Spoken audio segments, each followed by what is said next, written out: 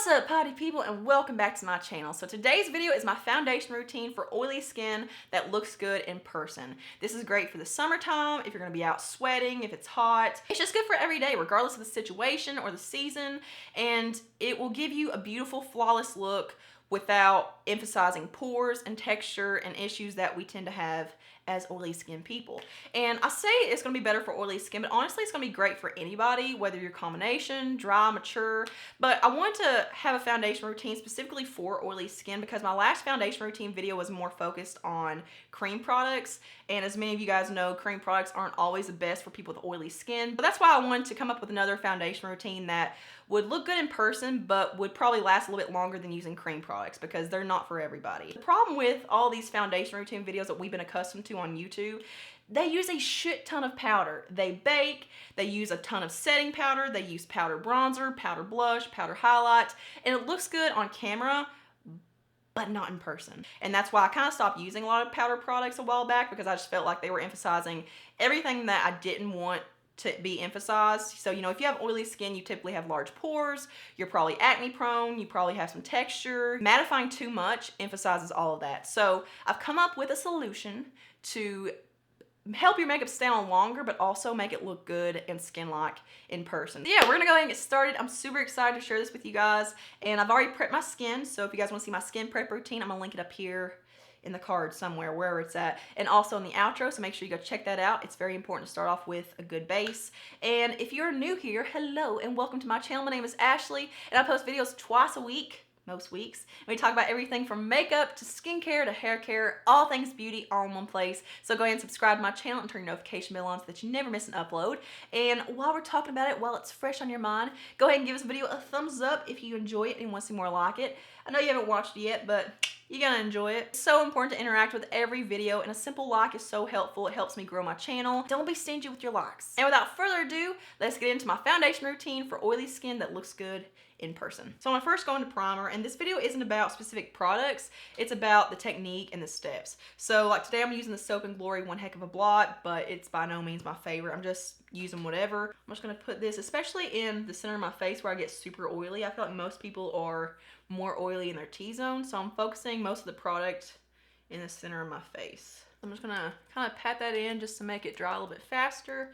So now I'm gonna go into concealer. So this is kind of sort of what I did in my first foundation routine video, but what I've been enjoying recently is putting my concealer on first and then foundation, and just kind of working around the concealer just so I don't have to use as much product, because I find that whenever I lay the concealer down first, especially just because I'm just doing it under my eyes, I'm not doing blemishes across my face, but I find that I use less product by doing that, because whenever I blend it, I'm usually blending it down to my cheek area a little bit too, so it goes ahead and provides me a little bit of coverage. So I'm gonna use the No Flaws liquid concealer from Collab Beauty. Just again, use whatever you have. It's just about working with whatever you've got. And I'm not gonna be bringing up the foundation to cover up the concealer. I'm really just bringing the foundation up to meet like the edge of the concealer.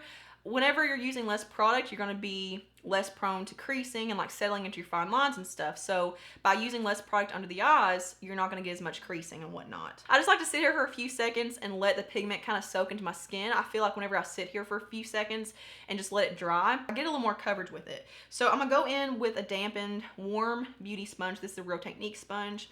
And I like to start off in the center of my face. I want the most pigment under my eyes, so that's why I let it sit there the longest. I really like to blend it down into the crevice of my nose. I like to do like that to stretch out the skin around there, because I get creases really easily right there, especially because that's, you know, where I'm most oily. I'm trying to avoid getting a lot of product on the sides of my nose, like right here where my sunglasses sit or like my reading glasses sit, because you're gonna get transfer. It's makeup, it's not part of your skin, so it's gonna move and transfer around.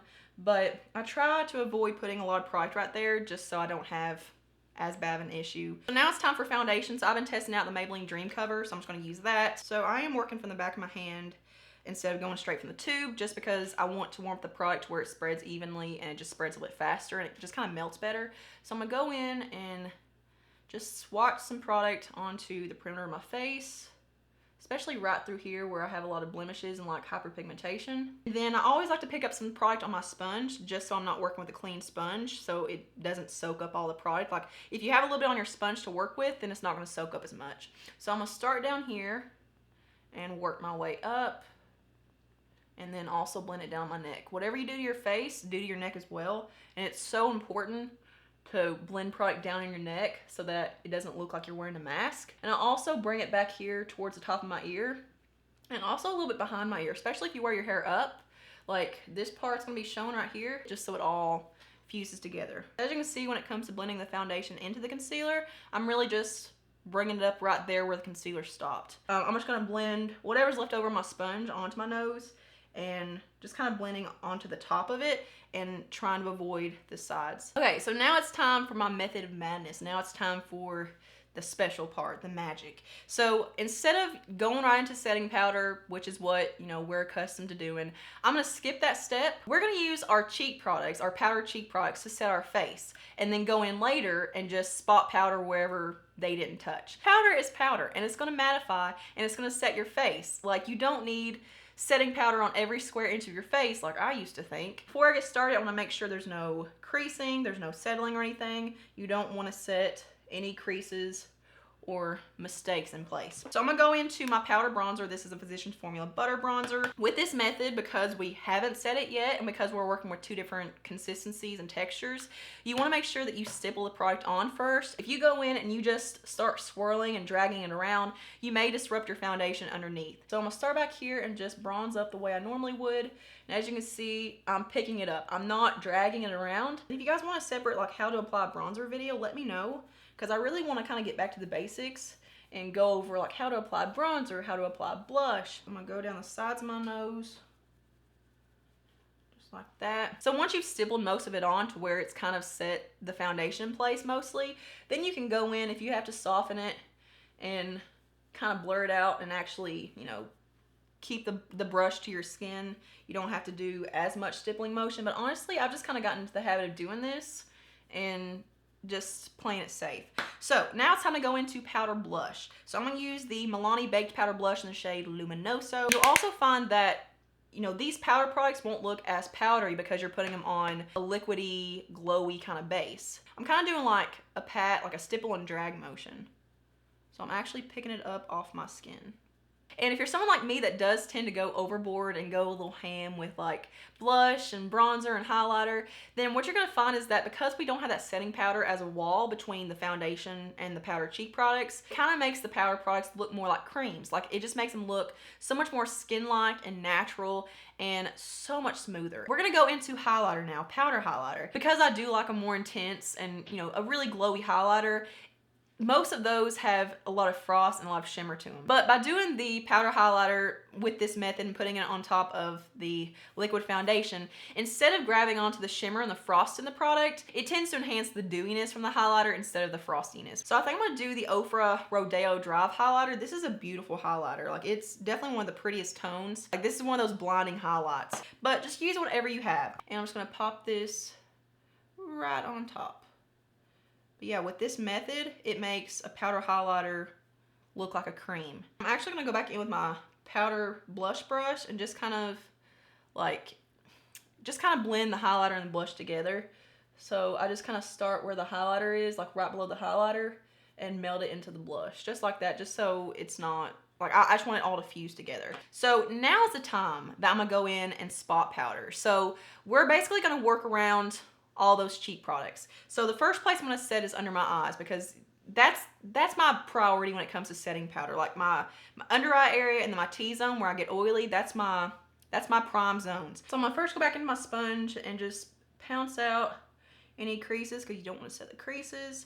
And then just use any kind of powder. I'm gonna use the Physicians Formula Mineral Wear Loose Powder. You really want a smaller brush, especially for your under eye area and your T-zone, like in between your brows and stuff. I mean, use whatever you have. Like, if you only have a bigger brush, that's totally fine. But like, I've been enjoying this BH Cosmetics V17 brush. It's very small. I'm gonna hold it back here so you can see how big it is. But it's really small, so it's great for packing it on and just being really precise and careful with it. So I'm just stippling around the powder products. And I'm not even gonna bring it out a whole lot, like right through here, because that's where we have that powder highlighter.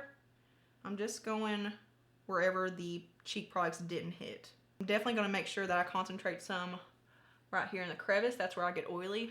And I'm also gonna set my chin. And I have a little line right here in my chin, just because of my face structure. I feel like most of us have it, but I like to do this to where it flattens it. and really get it in there. And then I am gonna set underneath my contour region right here because I want that to be bright, and I do tend to get a little bit oily right there. And I also feel like it kind of gives an optical illusion. Like whenever this is matte and then you have more glowy cheek products, it kind of makes your cheeks pop more, like it makes them look a little bit more dewy. And just stipple right below the bronzer. And this also just makes it look more clean.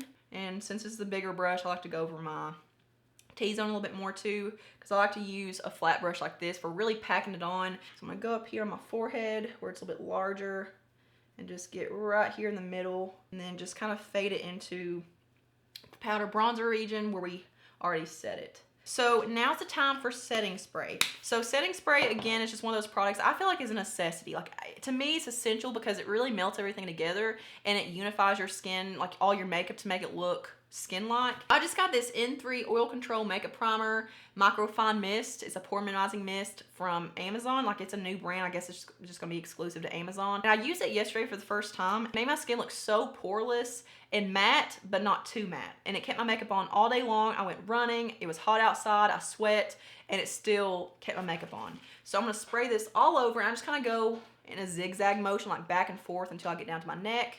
So I'm gonna go ahead and do that. Alrighty, so that is it for my routine, and I popped on a nude lip just to complete the look. And everything I used today and everything that I'm wearing will be linked in the description box. And if you're curious about my eye look, I also just did a tutorial on it, so it should be up pretty soon too. So I'm gonna zoom in and show you guys what my skin looks like up close and personal. And what you see is what you get. Like I'm using mostly natural lighting. There are no filters on my camera. I never use filters. I don't even know how to do that. So I'm so relieved that I finally found a technique and a method that makes my skin look good in person, which I feel like is the end goal for all of us. So thank you guys so much for watching. I really hope you learned something, and I hope that this changes your world and changes your life, like your makeup life in some way. And once again, give this video a thumbs up if you enjoyed it. Subscribe to my channel and stick around, and I will see you guys in my next one. Mwah.